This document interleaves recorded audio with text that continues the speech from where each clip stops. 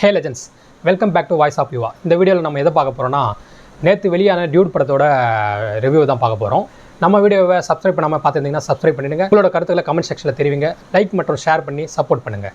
வீடியோவில் போயிடுவோம். இந்த படத்தை யார் டைரக்ட் பண்ணியிருக்காங்கன்னா, கீர்த்தி சுரன்ற ஒரு யங் ஏஜ் டைரக்டர் தான் பண்ணியிருக்காரு.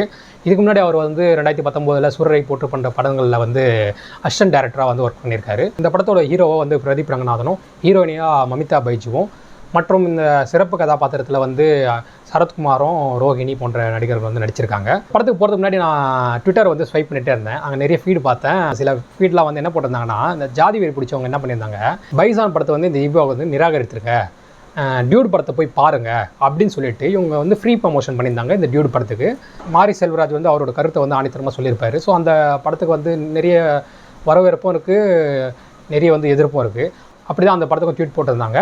ஸோ பைசான் படத்தை நீங்கள் இந்த தீபாவளிக்கு பைக்காட் பண்ணிவிடுங்க, டியூடை போய் பாருங்கன்னு சொல்லிட்டு போட்டிருந்தாங்க. சரி, பார்த்துட்டு போயிட்டு நான் படத்துலையும் உட்காந்து படம் ஸ்டார்ட் பண்ணிட்டாங்க. இன்டர்மிஷன் வரும் போகுது. இன்டர்மிஷன் போனவொடனே தான் எனக்கு ஒரு சிரிப்பு. என்னென்னா, அட்லீஸ்ட் மாரி செல்வராஜ் படத்துக்கு போயிருந்தா என்ன ஆயிருக்கும், அவர் நாசுக்காக அவங்க எவ்வளோ கஷ்டப்பட்டாங்க அப்படின்னு சொல்லி இந்த ஜாதி வெறி பிடித்தவங்களை நாசுக்காக ஹேண்டில் பண்ணியிருப்பார். ஆனால் டியூட் படத்தில் என்ன பண்ணியிருக்காங்க தெரியுமா, செருப்பு எடுத்து சாணியில் 2 பக்கம் முக்கி பல்லாறு பிளர்னு ஆணவ கொலை பண்ணுறவங்களையும் இந்த ஜாதி வெறி பிடிச்சவங்களையும் அந்த சாணி தொட்ட செருப்புலேயே லெஃப்ட் ரைட்டுன்னு வாங்கியிருக்காங்க. அங்கே போனாவது சீவல், இங்கே அவங்களுக்கு செதறல்ன்ற நிலைமை தான் ஆகிப்போச்சு. அந்த மாதிரி தான் நம்ம டைரக்டர் இந்த படத்தோட கதையை கொண்டு போயிருக்காரு. ஸோ நான் விளையாட்டாக போகணும்னு இந்த படத்தை எதிர்பார்த்தேன். ஆனால் ஒரு சென்சிட்டிவான, அதாவது ஒரு ரொம்பவே சென்சிட்டிவான டாப்பிக்கை இவர் கையில் எடுத்திருக்காரு. கையில் எடுத்து அதை ப்ராப்பராக ஹேண்டில் பண்ணி ஒரு நல்ல ஒரு ஃபன்னான என்டர்டெயின்மெண்ட்டாக கொடுத்துருக்காரு. கிட்ஸுக்கு பிடிக்கிற மாதிரி ஒரு கதை களத்தோடு தான் போகுது. ஆனால் சொல்ல வேண்டிய மெசேஜ் பார்த்திங்கன்னா ஒரு சென்சிட்டிவான டாபிக் தான். ஆன்லைன் ஸ்டோரி மாதிரி நம்ம கதையில் போயிடுவோம். இந்த படத்தில் நம்ம சரத்குமார் இருக்கு இல்லையா, அவர் இந்த படத்தில் ஒரு அமைச்சராக நடிச்சிருக்காரு. அந்த அமைச்சரோட பொண்ணு தான் நம்ம ஹீரோயினி மமிதா பைஜு. அதே போல் நம்ம சரத்குமாருக்கு ஒரு தங்கச்சி இருக்காங்க. அவங்களோட பையன் தான் பிரதீப் ரங்கநாதன். ஸோ நம்ம ஹீரோக்கும் ஹீரோயினிக்கும் உள்ள ஃப்ரெண்ட்ஷிப், அந்த லவ், அதை தான் படமாக எடுத்துகிட்டு போவாங்கன்னு தான் நான் நினச்சேன்.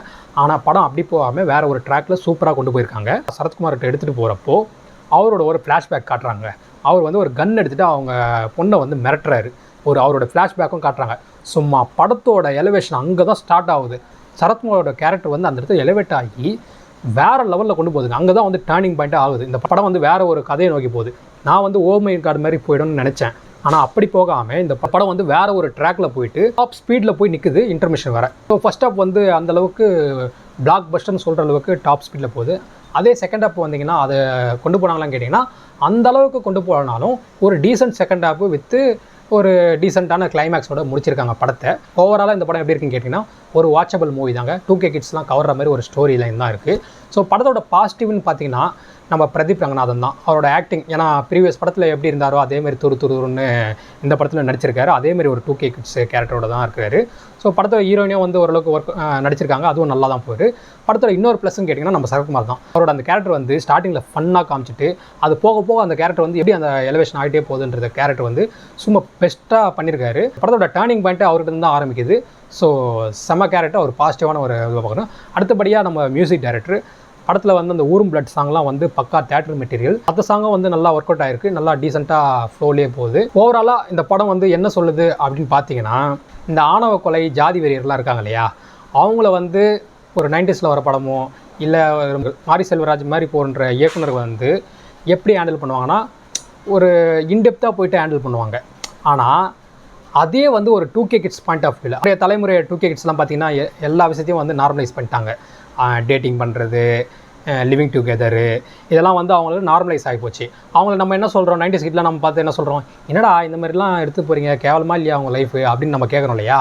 அவங்க இந்த ஆணவ கொலை பண்ணுறவங்களையும் இந்த ஜாதி வெறி பிடிச்சவங்களையும் இந்த 2K கிட்ஸ், அதாவது இந்த இப்போ இருக்க ஜென்ரேஷன் பாயிண்ட் ஆஃப் வியூவில் நாங்கள் பண்ணுறது கேவலமாக இல்லை, நீங்கள் பண்ணுற இந்த ஆணவ கொலை, இந்த ஜாதி வெறி தான் பிடிச்சது, எங்களை விட கேவலமாக பண்ணுறீங்க அப்படின்னு சொல்லிட்டு அவங்களோட பாயிண்ட் ஆஃப் வியூவில் இந்த கதைகளத்தை கொண்டு போயிட்டு ஒரு மெசேஜாக சொல்லி கிளைமேக்ஸில் முடிச்சிருக்காரு. அது நல்லாவே ஒர்க் அவுட் ஆகிருக்கு. சூப்பராகவே படம் வந்திருக்கு. பார்க்கும்போது எந்த இடத்துல லேக் ஆகாமல் ஃபஸ்ட் அப் ரொம்ப சூப்பராகவும், செகண்ட் அப் ஒரு ஆவரேஜாகவும் நல்ல ஒரு கிளைமேக்ஸோடு முடிச்சிருக்காரு.